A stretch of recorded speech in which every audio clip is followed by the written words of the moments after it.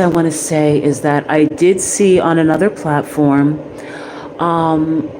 someone was talking to their audience, and it was like a blank screen, like the way we have tonight. And just amazing how you don't see people who do lives where there isn't a lit studio, a clear image. We've decided to do these and have people enjoy themselves, just hear a voice, relax, not be, overwhelmed by the things that they deal with in the day. And then we're watching on this other platform, and this person comes up. Haven't seen it since, but this was like a week or so, 2 weeks after we had started doing these lives. So that brings me to what I want to talk about, which is, on the road to where you're going, many times you're going to have ideas, and it can be so frustrating. I think that's something that people experience a lot. When you come up with something and you see glimmers of it somewhere, you see glimmers, you know that it has to do with something that you thought of or you created. And yet, maybe you see someone who seems to be profiting off of your idea or just not giving you credit, sort of looking through you, not acknowledging that you're there, but taking from you. And it's a challenging journey. But just remember that whatever you're blessed with, you will be rewarded. And it just takes time. Try to be patient in all of that. Now that brings us to another topic, which has to do with, persevering in the face of difficulties. Sometimes you can be right there, right at the point where you're about to have your breakthrough and things are going to start working for you. But you are unable to, or you're at the point where you feel like you want to give up. And this can be very sad, because sometimes you're really right at that place where you could start to see the fruits of your work. And that could be when you give up. So I really encourage you to look around and see what is reflecting. Are there little shoots and little flourishes that make you think, let me continue with this? Even if it's small, the Bible says, don't despise the day of small things. I'm paraphrasing. I think I don't have the exact words. But remember that. And it's amazing, though, in this time. Sometimes it can actually be very concerning when you come up with something and the idea that you come up with is not acknowledged, and then you see it elsewhere. And I think a lot of people are dealing with those kinds of things right now. But you have to keep going. Now, here's something else I want to talk about.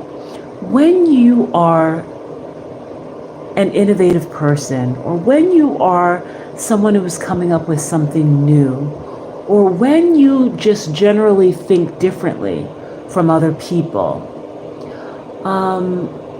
And again, these lives are generally for celebrities, they're for leaders, people who think differently. And I want you guys to be able to come here and just rest. Just take your mind off of other things. You can even repeat it so that the ideas are really absorbed. And it's really one of the few places where you can come and you don't have to feel overwhelmed. You don't have to worry about intrusive this, intrusive that. I want you to come to these lives and just relax. A place where you're not judged.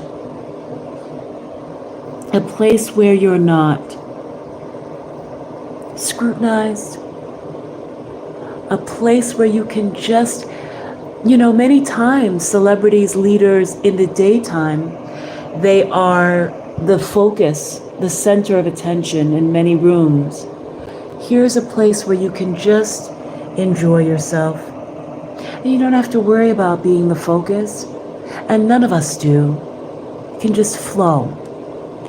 So I want to go back to what I was saying. When you're innovative, when you have ideas, when you think differently from others, you can often feel not only ostracized, but almost to the point where you get numb, because you often feel you're on the outside. And maybe sometimes you feel an overwhelming sense of attention on you when you're doing simple things. This is something to really realize that, and thank you for the thumbs up, so appreciate you. This is something to realize that if you're coming up with something new, if you're introducing something to the world that's different, even if you have a different attitude, even if you have a different way of seeing the world, even if you have a different way of going about things, even if you have a different way of walking, smiling, talking, when you're introducing something fresh, it could be something very simple or complex. And there are those who will just feel uncomfortable with you because they have to absorb something new. They have to work in their minds. They have to accommodate this new information, and they'd rather not. So they may resent you for introducing something even when it's for their betterment. Introducing something even when it's ultimately something that will benefit them, that it's something that will advance them, that is something that's good for society, and they get to take part in that, and pleasure in that. But that work that they have to do to get a sense of something, absorb it, switch whatever's in their mind, accommodate it, that can be very, very consuming for people, difficult for people, challenging, and some people might like it. They might like that you bring something new, that you bring something of value into their environment, that you help them to think differently, because when you think differently, you have the possibility of building something, of being wealthy. For example, let's say you always do things the same way. And here somebody comes in and they give you the opportunity to stretch your mind. They give you the opportunity to think in a way that's more expansive. What if that starts to help you with your business? What if you say, oh, I thought I could only respond to customers between 9 and 5. But now that I'm thinking differently and more expansively, I find that there's a service that handles customers' questions in a way that is so responsive and so detailed and so human-like that I can actually allow my customers to know that they can get more information. It's not just between 9 and 5. And what if that starts to expand you? And what if that thinking of considering things differently and more openly leads you to say, I never considered this person or this style of person, these artists or these shoemakers or these lawyers or these doctors or these painters. I never considered this particular demographic to be my customer. And I just had a kind of closed-minded way of considering things. But now that I'm starting to think more expansively, what if indeed painters love my service and benefit from my service? But what if there's an element of it that doctors find important for their care, for their patients, for their being able to accommodate their patients? What if, because you challenge people intellectually, creatively, they start thinking in all kinds of expansive ways? What if you begin to listen? What if you begin to listen? What if you, once you're introduced to something that's a little different, what if you start to see and explore the world differently? So again, I come back to this idea, when your opinions, not intrusive, not overwhelming, but you know that you think differently. Sometimes it can put people off. And many times you have to consider this, because you could start thinking this is your fault. I'm not saying don't consider the times when you are at fault. And if you're here, give a thumbs up. It's wonderful that that was the instinct when you came into the room. I'm not saying that there aren't times when you can think, maybe I'm being a little bit intrusive with the way I'm expressing myself, or, maybe this is an instance where I need to listen more than I need to talk, or, maybe I was being a little bit judgmental in this case. I think it's fine when those moments happen, when you are able to have those kinds of considerations. But what about the many times when you're absolutely on the right track, and just your presence is disturbing to people? Not because you've done anything wrong, but really because you're doing something right. And it challenges them. And maybe it makes them think they shouldn't cut corners, or they have to look at things differently, or they have to be more expansive. Just remember, sometimes you might feel like crying because you feel excluded, because you feel like you're an intrusion, because you feel like just you stepping into the room makes people uneasy or uncomfortable. But if you're doing the right thing, if you have a right heart, sometimes people can be put off, and it's not something that you did wrong at all. Stick to what you believe is right. Continue doing what you think is right. Many times the fruit are not seen right away. And when sometimes this gets back to what I said when the live started, that perseverance, that being able to withstand, to hold on, especially when you're walking right up to that success point. Now, also success can be success that the world doesn't recognize. That doesn't mean that you shouldn't recognize it. But there are certain successes that can be recognized by you and others around you and the world. And sometimes those successes can also help others to believe what's possible.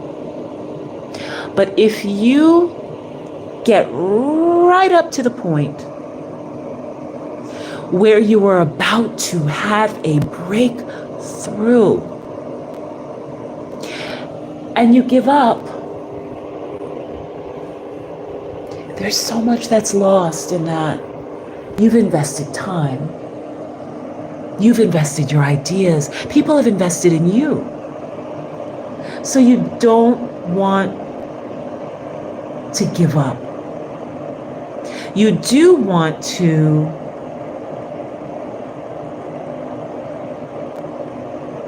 consider what evidence you see. Don't be stubborn. If it's not working, you might have to adjust. You might have to do some things differently, but you have to keep going. It's amazing the fruit that you can see once you keep going with something. People talk about a beginner's advantage. They say beginner's luck. I don't really like that phrase, but think about a beginner's advantage. And that can happen. Sometimes you start something and it's like right away, there's some element of success to it. I know that I've experienced that. But then maybe there's a lull. Maybe that initial success is something to sustain you later when there's difficulty, challenge, when there's more time taken. But a lot of times, if you're gonna get something of value, it just takes a particular kind of investment. It's just, there's more time involved. There's more difficulty sometimes. You've got to keep going. So I want to say that. And I also want to say, when you make people uncomfortable and you know that you have a right heart and you know that you haven't done anything wrong, no, understand, you may have animals, cats, dogs, come up to you, want to be around you out of the blue, children who, want to get your attention. They're with their parents and they want to, smile or they just seem brightened. And, and their parents are nearby and they're just like, wow. They see that light too, because children are able to see things sometimes that adults don't see. And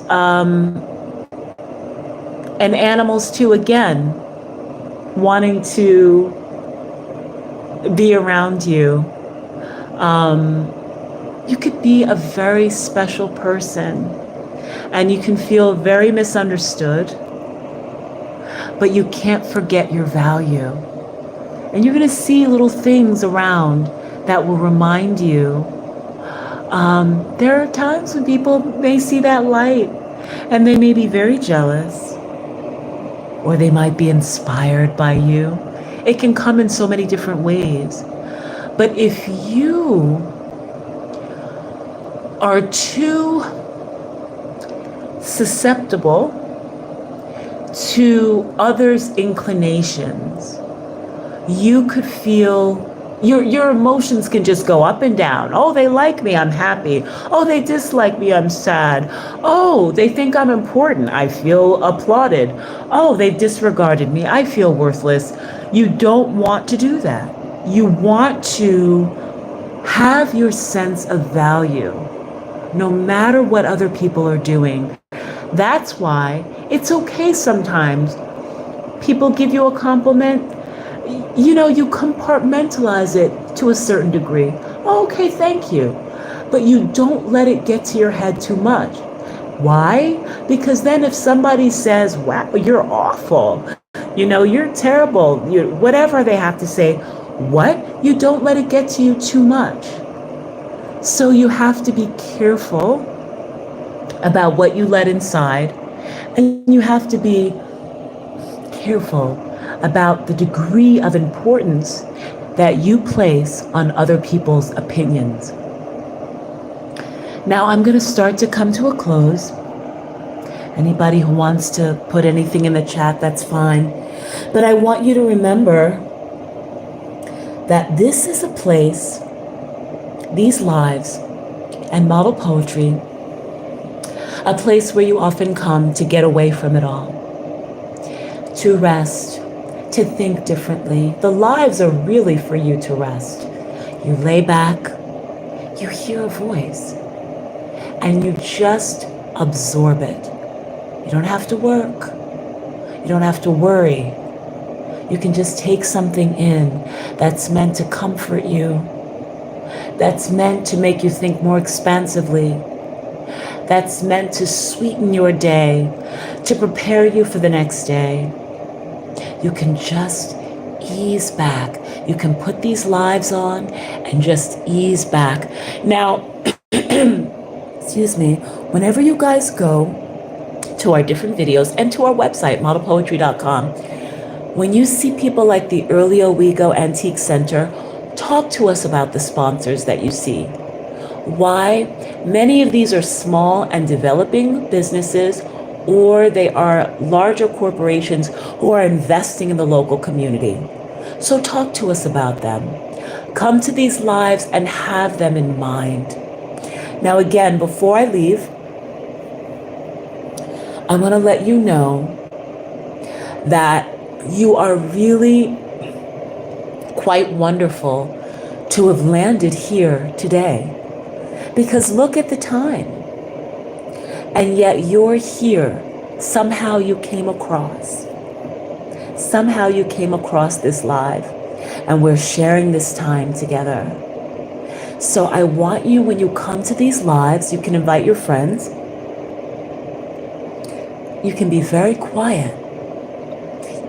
You can be contemplative.